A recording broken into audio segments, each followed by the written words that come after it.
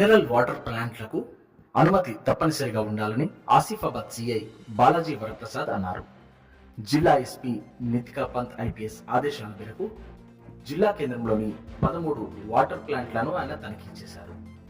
Water ప్లాంట్లు తప్పనిసరిగా లైసెన్సులు కలిగి ఉండాలని, ప్రజల ప్రాణాలతో చిలగాటమాడితే ఊరుకునేది లేదన్నారు.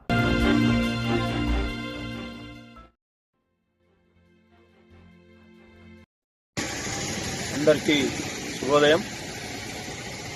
మన ఆసిఫాబాద్ మండలంలోని టౌన్ ఏరియాలో దాదాపుగా 12 వాటర్ ప్లాంట్స్ ఉన్నాయి, కనుగొనడం జరిగింది.